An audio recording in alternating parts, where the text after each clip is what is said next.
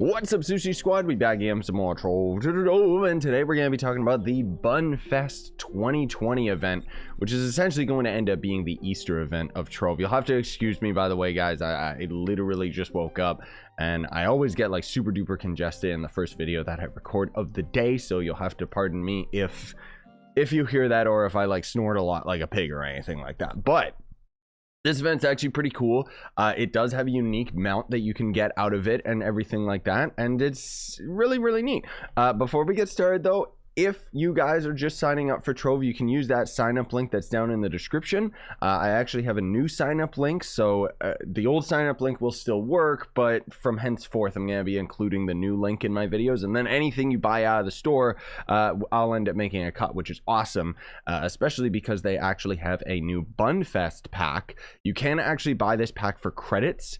All it's essentially going to do is allow you to get the items a little bit sooner, and if you're not really somebody that regulars Trove as much, you might want to buy these just for convenience sake, because then you can end up getting one of the items right away, and then you don't gotta keep logging in over and over again grinding the event.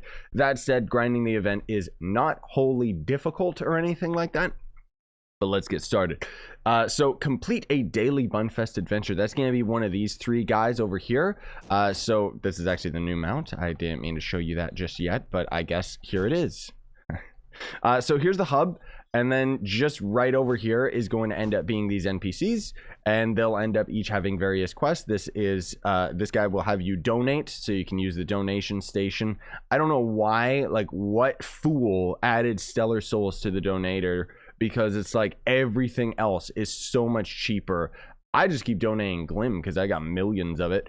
And then find hidden eggs. So I'll explain what hidden eggs are a little bit later in the video. And then defeat egg dungeons. So again, I'll explain those as we get to them. So as you end up completing the first adventure, which more than likely you'll do the donation guy because he's right there, you'll end up gaining a Bunfest token 2020. That's pretty much everything that you'll end up getting out of all of these. Well, either way. Then there's going to be this Bunfest station, which we'll talk about this in a bit, just because there's quite a few items that you get out of it. But first and foremost, what they actually want you to do for the next portion of the quest is to gather chocolate. Now, egg dungeons can spawn in pretty much every biome in the entire game, but for some reason, it's kind of the same as Halloween events. So the egg dungeon will be a spawn, but it's not necessarily the only spawn, except if you go to the geode surface. For some weird reason out here in the geode surface, and it doesn't matter the difficulty, you can just go to U8 just because they're easier to complete, because the rewards that you get from completing the dungeon do not scale based on the difficulty, but every single one-star dungeon out here is going to end up being one of these egg dungeons. I don't know why. I don't know if it's a glitch, but it makes it so much easier to grind the event because you can just be going to the geode surface to end up finding these. Now, the reason that I'm on Fortress here is because unfortunately these dungeons don't actually, like, you can't bomb your way into them. Bombs just don't work. They kind of work on the surface of it, but then the chocolatey inner center is like so much stronger and you just can't defeat it, right? Dragons do work. I don't know if this is a bug or not, but dragons do work. So you got one of two ways you can get into the dungeon. If you got enough jump, you can blast your way in through the top. Then there's a very thin layer before you can end up going through the portal. The other option is if you don't have enough jump, or like me, you're lazy and you don't want to just jump all over the place, you just bomb your way straight down the middle right here. You gotta make sure that you're close enough to it. It can be really tedious because of knockback in this game, and these stupid bunny enemies, like, they'll just knock you all over the place while you're trying to blast your way in. But bada bing bada boom, here you go. Now here's the thing, unfortunately these dungeons, they're very glitchy. Not all of them will actually generate with an exit portal right now, so hopefully that's something that they'll end up hotfixing, because it makes it very tedious, because it means that you basically have to have an exit strategy, otherwise it just doesn't work. So anyways, out of these dungeons, when you complete the dungeon, you'll end up getting a various amounts of chocolate. You can also get high grade chocolate. Very rarely, it's RNG, random number generation, whether you'll end up getting it, but I'll just kind of show you right here. if the game would stop being a laggy mess. Let's just destroy this stupid bunny guy. And then here's our chest. Open the dungeon chest, and you can see in the bottom right that we got 12 Bunfest Chocolate. Now, the Bunfest Chocolate, as far as I know, is going to expire a little bit after the event, but thankfully this event is going to last until April 20th, so we've got plenty of time to end up actually grinding it. So you have to gather 125 of the Bunfest Chocolate. That's not the high quality chocolate, just the normal chocolate, and then you'll get our Bunfest token. Then you have to craft the hideable eggs. So as you notice at the crafting table, now we can actually talk about this in a little bit more detail. But there's a bunch of different egg props, let's call them. I guess maybe for collectors, you might want to craft them all before the event goes away, and then you can't craft them anymore. But essentially, it's going to be these right here. So all of these different colored variations you'll be able to craft, and then you can throw them down in your club world or your cornerstone. I just ended up throwing them down on my cornerstone, which I'll try to remember to include a screenshot of that because I don't want to go and find a cornerstone. But there's going to end up being, these ones are the only ones that will start out unlocked by default, because all of these items right here you'll have to unlock through crafting Bunfest recipes in order to end up seeing all of those items and crafting all those items. Thankfully, the recipes are tradable, so it's actually a pretty good resource of making flux if you guys want to just grind this out, but it does cost high quality chocolate, so good luck with that. But you can craft these recipes, and they're actually selling for quite a bit if I'm not mistaken. They probably have changed in price. Lots of people trying to sell the eggs for some stupid reason. There's also a trophy, so for collectors you might want to be grabbing that. You can get it just off of the enemies easy enough. And then here's the recipes themselves. They've gone down quite a bit to like 24,000. They were like 50,000, but they might end up increasing in price as the event is gone. I honestly don't see that happening though, so I wouldn't recommend that you guys save them, because this portion of the hub is going to disappear, meaning that you won't be able to mess with this crafting table, and you won't be able to craft these items regardless of if you have the recipes. So the recipes kind of become useless until the event comes back, unless they end up throwing all of these items into the you know, old event crafting table or something like that. We'll see what happens. So anyways, you have to craft 5 of the eggs, and that'll give you some Bunfest token, and then you have to hide 5 of the eggs, which is just putting them in your cornerstone, and you'll get another Bunfest token. Then you have to gather 15 high quality chocolate. Now, like I mentioned, the high quality chocolate is random. You just get them from completing those dungeons. It's not going to end up being wholly difficult. It just is going to be random whether or not you'll be able to get it or not. So the time that it's going to take to end up grinding the event and everything is going to vary.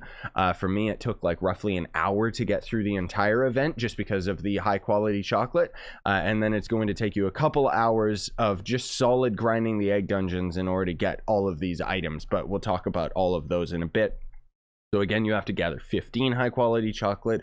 Good luck with that. You'll get our Bunfest token. Then you have to gather dragon egg fragments.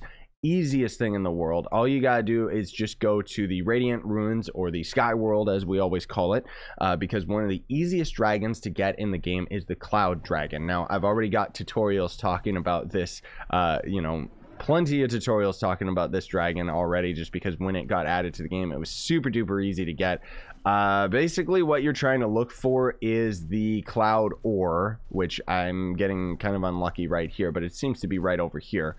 So by blasting these apart, you'll end up getting quite a bit of the cloud fragments. You can actually get this dragon in like an hour, maybe less if you're doing it on dragon gathering day, but for the event's purposes, you only need to gather 5 fragments, and then you'll get another one of the tokens. And then you have to find geode eggs on the top side.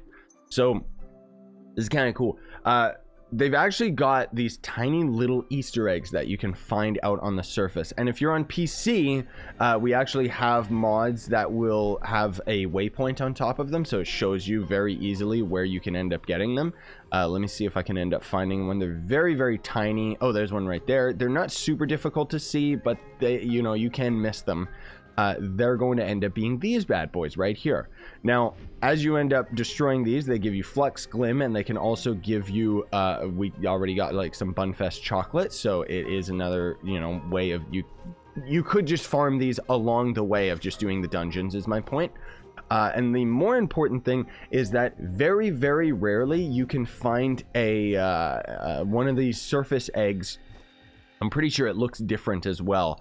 And it can actually drop a Golden Geode Cave ally. So you know when you're going into the geode caves and you can get like the golden companion eggs, you can actually get that while here out on the surface. And it's interesting enough, we've got a mod that shows on PC, we got a mod that shows all the eggs, and then we've got a mod that only shows the golden companion egg ones. They're very, very rare. I haven't found one yet, not that I've been looking necessarily, but just while doing like hundreds of these egg dungeons, I hadn't noticed any of them. So you know, good luck. But that's a really nice way that you can end up gathering some geode companion eggs along the way of just doing the event itself, you know. So you'll have to find 5 of those eggs and you'll end up getting your hands on another one of the Bunfest tokens. And then you have to eat chocolate, which is going to end up being a food item that you can end up crafting. Just craft it and eat it. It's actually a pretty good food item as well. So if you don't know, food items will go into this slot right here. And they're going to end up being a temporary buff that will last a certain amount of time. But these food items are actually really, really good because they last an hour instead of the usual like 10-20 minutes of most food in the game, and they'll actually give you 0.5% chance to crit hit, 5 movement speed, and 10% to attack speed. So it's actually not... It's not awful, it's not great, but it's not bad. There's also this Bunfest chocolate, by the way, which I find very, very strange. I swear that this was an error, because you can exchange your high quality chocolate for the lower quality chocolate. And I don't know why you would ever want to do this, because the low quality chocolate you get in the hundreds, if not the thousands, before you even get one high quality Bunfest. So I swear that this is an error and we're supposed to be able to craft the high quality one for like exchanging the lower ones, but I don't know. It's very, very weird. So anyways, you craft the chocolate, you eat it, there you go, you end up getting that portion of the quest done. And that's actually already it for the event. Crazy, right? So here's going to end up being the aftermath of it once you end up getting the main quest line out of the way. There's going to be all these different eggs that you could craft one of each if you want. It's not going to end up being particularly difficult, but ultimately you're going to have to be saving up to either buy these recipes or just unlock them. If they're cheap enough and if you've got enough flux, I'd recommend that you buy the recipes because you require 5 quality Bunfest from it. Like that's the quality chocolate. Like I made the mistake of crafting all of my recipes when I should have just bought them and waited, because it's actually going to take you 50 high quality chocolate in order to craft the amount of recipes that you need to unlock everything. And that's a lot of time that you could just save by buying it for flux off of the market, so long as it's cheap enough. Ultimately, you can get any of these items randomly to unlock. You have to have them unlocked before you can craft them, is the kind of thing, right? So there's going to be Hopsy the mount. This guy's ridiculous. He costs 100 of the quality chocolate. Thus, again, if you can save your high quality chocolate, by the time you end up getting enough high quality chocolate to unlock all these recipes, you'll be halfway there to getting the mount itself. And then he's going to cost steed feed, which you got to get out of gardening. And I mean, thankfully, the mount is tradable. So that's awesome. I think that this is something that you guys might really want to invest in, very similar to the Monarch and all of the stuff that happened with the Heck Bug event.